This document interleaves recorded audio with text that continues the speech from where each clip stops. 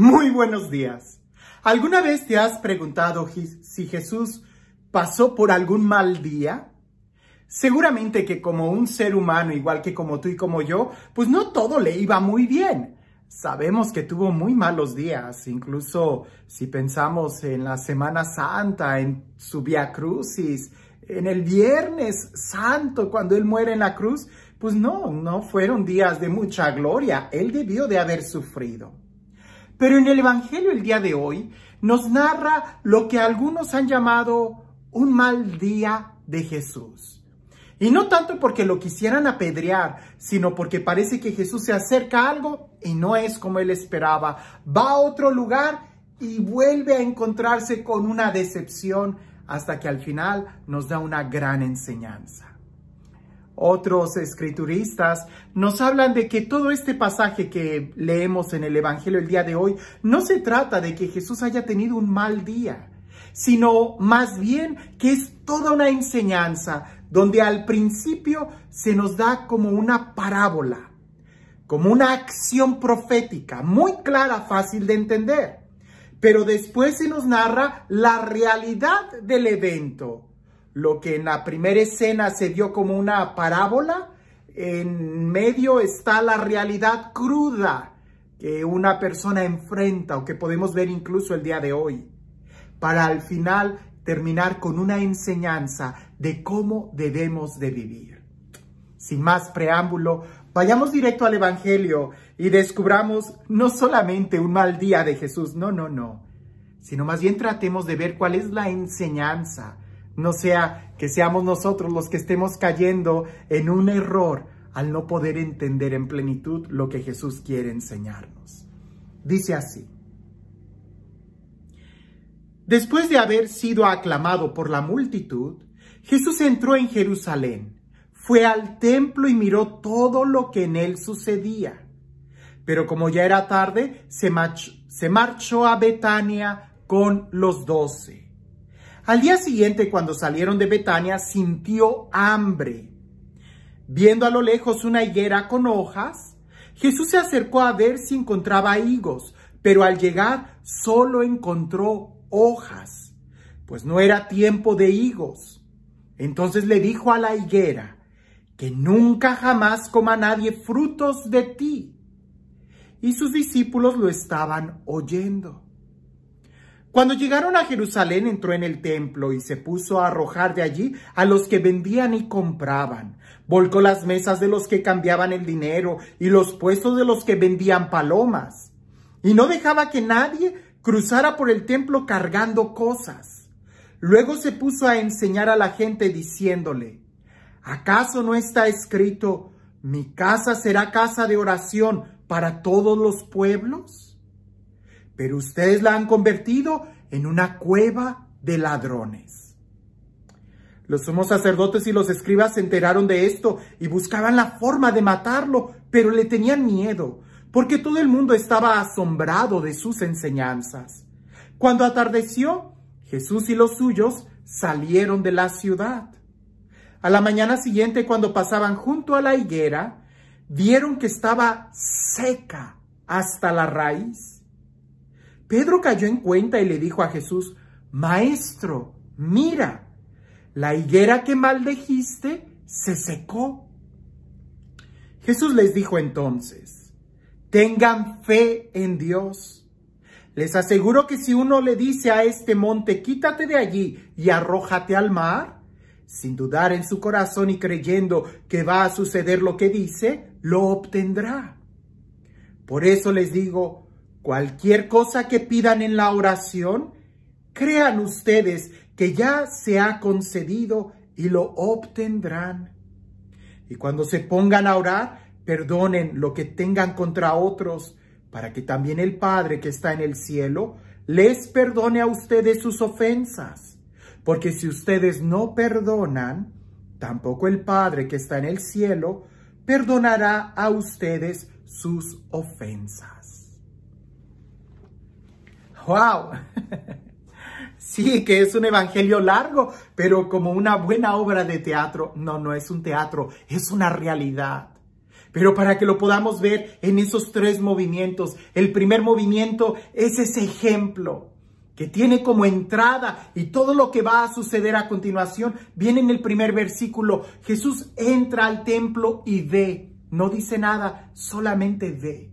Pareciese que en el templo ya se había predicado muchas veces la palabra que entraba por un oído y salía por el otro. La gente ya se había acostumbrado quizás a sermones muy grandes en el templo, que lo que Jesús va a hacer a continuación es una enseñanza muy fuerte que los discípulos puedan ver, sentir, tocar, palpar, para que puedan entender la magnitud. De ahí que en el templo Jesús no dice nada ese día, sino al día siguiente, cuando se levanta y tiene hambre, se acerca a una higuera. Y la higuera simboliza, pensemos, en el templo.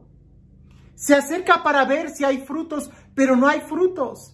A pesar de que se subraya que ya tenía hojas, es decir, que ya era propio de que tuviera frutos, no tiene frutos.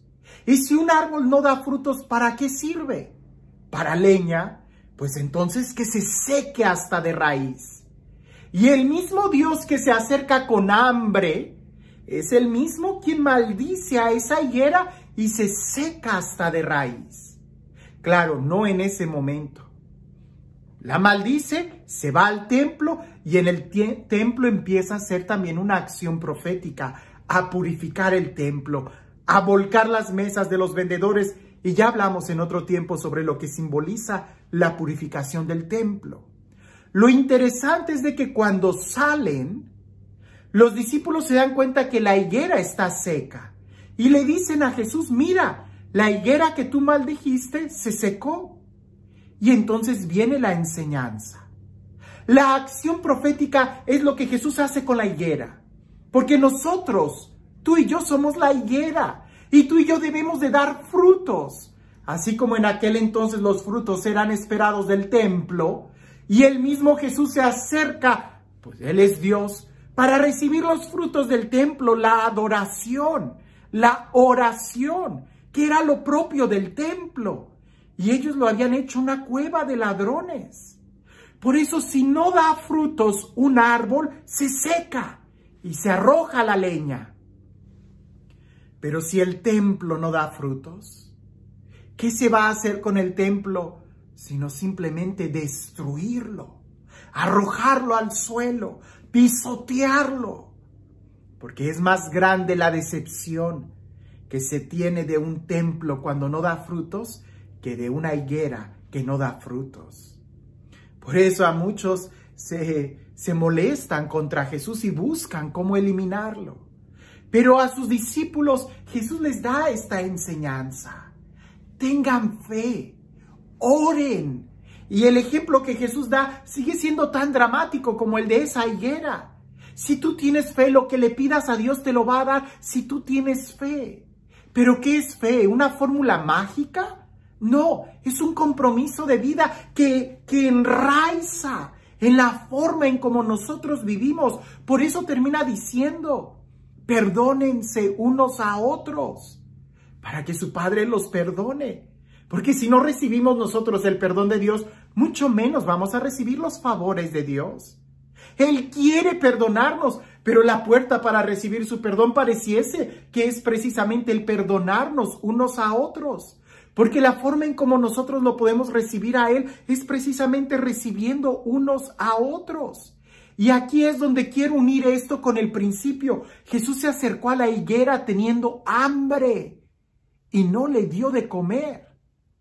Hoy Jesús sigue teniendo hambre entre nosotros. Habría que leer el Evangelio de Mateo, capítulo 25. Tuve hambre, tuve sed, estuve desnudo, era forastero, estuve en la cárcel, estuve enfermo. Y cuando me diste de comer, de beber, me visitaste, me vestiste, lo hiciste conmigo.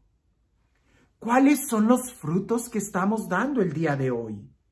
¿Estamos realmente amando a nuestros hermanos? ¿Estamos perdonando? ¿Estamos buscando la unidad? ¿Estamos dando frutos, como dirá San Pablo en Gálatas, de amor, paciencia, paz, bondad, benignidad, dominio de sí? Esos son los frutos que se esperan de nosotros. Si no damos frutos, entonces, ¿qué va a suceder con nosotros? lo que a la higuera. Seremos arrojados al fuego porque estamos quizás secos por dentro. ¿Cuál es el punto culminar de este texto bíblico? El que tú y yo podamos dar frutos. El que se encuentre frutos en nosotros. No una cueva de bandidos, sino frutos de amor, de paz, de ayudarnos unos a otros. Esto es el tema principal de este texto, porque así como la higuera que no dio frutos, el templo tampoco estaba dando frutos.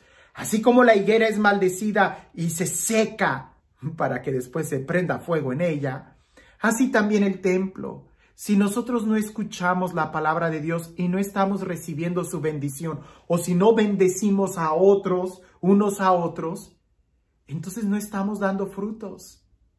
Y no necesitaremos que alguien de fuera nos maldiga, cuando al no dar frutos simplemente nos vamos a secar hasta las raíces. ¡Wow! No es un mal día de Jesús. Parece que más bien nos está hablando de una manera tan clara para que tú y yo podamos abrir nuestros ojos el día de hoy y darnos cuenta si sí estamos dando frutos. Para dar frutos hay que escuchar su palabra. Y hay que dejar que nos confronte.